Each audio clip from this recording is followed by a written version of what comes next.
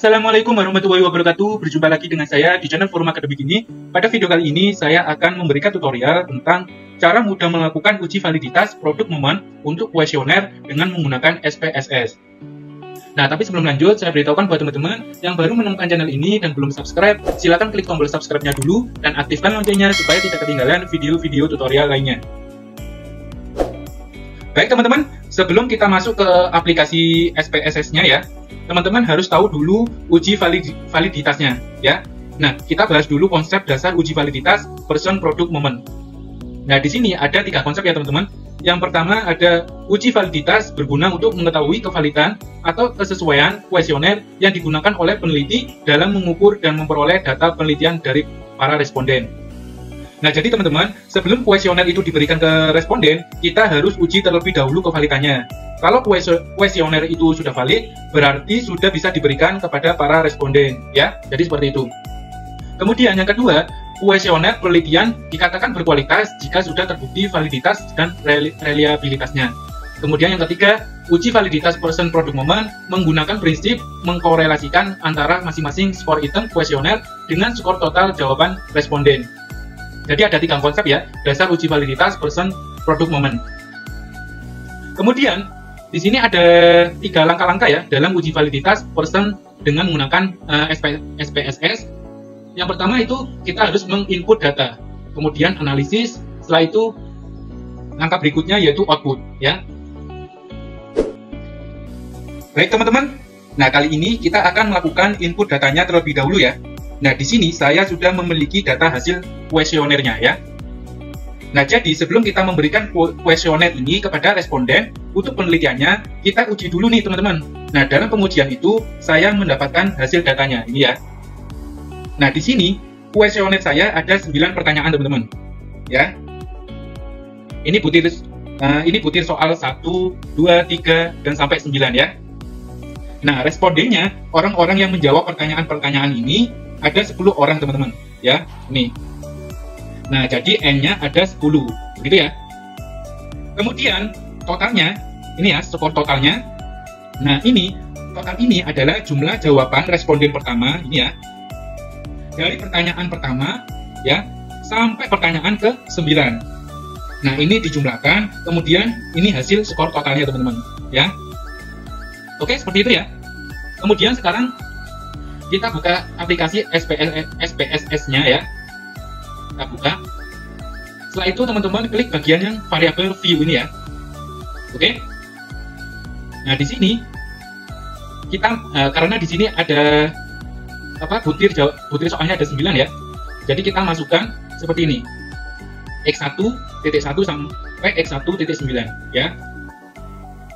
Oke, kita masukkan di sini X1 seperti ini ya.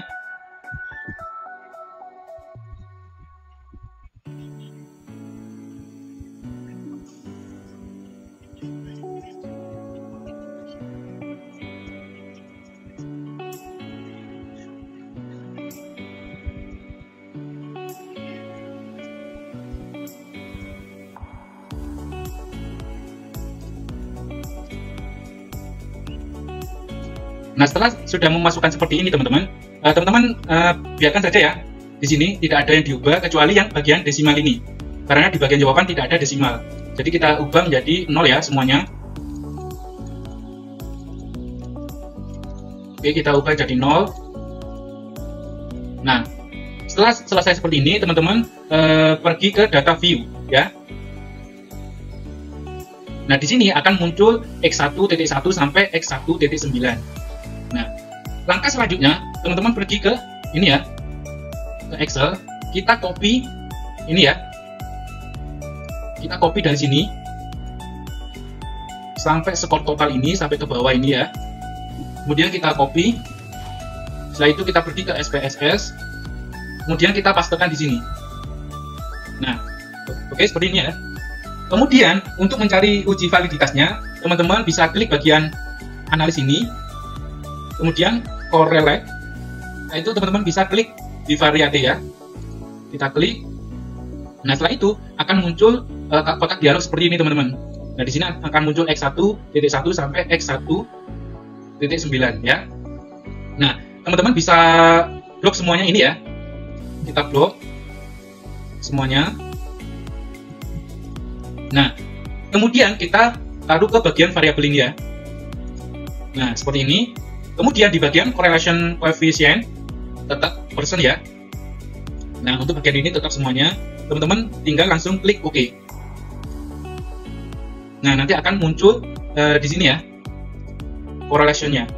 Nah, ini ya. Oke. Nah, sekarang kita buka dasar pengambilan uji validitas persennya ya. Nah, di sini ya. Oke, di sini. Nah, di sini dasar pengambilan uji validitas persen. Nah, di sini ada dua caranya, teman-teman. Yang pertama, membandingkan nilai R hitung dengan R tabel ya. Kemudian melihat nilai signifikansi dari SING ini ya. Nah, cara yang pertama untuk mengambil uji validitas persennya ini, yang pertama, jika nilai R hitung lebih dari R tabel, maka akan dikatakan valid, teman-teman. Kemudian, jika nilai R hitung kurang dari R tabel, maka dikatakan tidak valid. Nah, di sini cara mencari nilai R tabel dengan N atau responden 10 pada signifikansi 5% pada distribusi nilai R tabel statistik. Maka diperoleh nilai R tabel sebesar 0,632. Nah, di sini saya menggunakan N responden 10 ya, karena saya di sini memakai respondennya sebanyak 10 orang, seperti itu ya. Nah, di sini ada tabel ya. Saya buka. Nah, di sini ada tabel distribusi nilai R tabel signifikansi 5% dan 1%. Nah, karena respondennya saya pakai 10, maka di sini saya pakai 0,632 dari 5% ini ya. Nah, untuk teman-teman menyesuaikan, jika teman-teman respondennya pakai misal 20, maka 5%-nya ini pakai 0,444 ya. Nah, sekarang karena saya pakai respondennya 10, maka di sini saya pakai 0,632 dari 5% ya. Oke. Nah, seperti itu ya. Nah, sekarang kita coba mencocokkan ya. Dari nilai yang pertama X1. Sebentar. Nah, di sini X1 ada Poisson correlation-nya. Nah, di sini kita cek ada ini ya. Ada 0,548. Kemudian di signifikansinya ada 0,101 dan respondennya 10 ya. Dan sekarang kita coba cocokkan ya. Apakah data X1-nya ini valid atau tidak valid. Seperti itu ya. Oke. Oke, yang pertama di sini ada persen koreksinya sebesar 0,58. 0,548. Nah, berarti ini ya. Berarti nilai R-nya kurang dari 0,632 ya. Nah, ini ya. Berarti kurang dari 0,632. Nah, ini ya. Sekali lagi saya ulangi ya, teman-teman. Di sini persen correlation-nya sebesar 0,548. Berarti kurang dari 0,632. Maka kalau kurang dari 0,632, maka dinyatakan tidak valid, teman-teman, ya. Nah, untuk signifikansinya di sini ada 0,101. Nah, maka di sini artinya nilai signifikansinya ini lebih dari 0,05. Nah, kalau lebih dari 0,05 berarti dinyatakan tidak valid. Seperti itu ya, teman-teman. Oke. Kemudian kita coba cek yang X1.2 ini ya. Nah, di sini X1.2-nya persen correlation-nya ini sebesar 0,590. Nah, teman-teman bisa lihat di sini, berarti nilai R hitungnya kurang dari 0,632. Maka dinyatakan apa? Tidak valid gitu ya. Oke. Kemudian di sini signifikansinya ada 0,073. Nah, artinya apa? Berarti ya 0,073 ini lebih dari 0,05. Artinya berarti tidak valid gitu ya. Dan seterusnya ya, teman-teman, sampai X1.9. Nah, di sini saya sudah membuat rangkumannya ya teman-teman dari hasil uji validitasnya. Oke, ini ya. Nah, ini ya, ringkasan hasil uji validitas Porsche-nya. Di sini teman-teman bisa lihat ada 2 pernyataan yang valid dan ada 7 pernyataan yang tidak valid berdasarkan pengambilan keputusannya. Nah, di sini bisa teman-teman lihat ya, bahwasanya nilai percent correlation-nya ini ada 0,548. Artinya kurang dari 0,632. Tadi kalau kurang dari 0,632 artinya tidak valid ya teman-teman. Dan di sini signifikansinya 0,101. Itu artinya lebih dari 0,05. Artinya berarti tidak valid. Begitu juga yang nomor 2 ini tidak valid. Kemudian yang 3 ini percent correlation-nya ada 0,673. Nah, artinya ini kan lebih dari 0,632 ya teman-teman. Ya. Kalau lebih dari 0,632 dari R tabelnya ini berarti dinyatakan valid ya. Dan signifikansinya 0,033. Berarti ini kurang dari 0,05. Yang artinya dinyatakan valid. Dan seterusnya ini ya sampai X1.9 ini.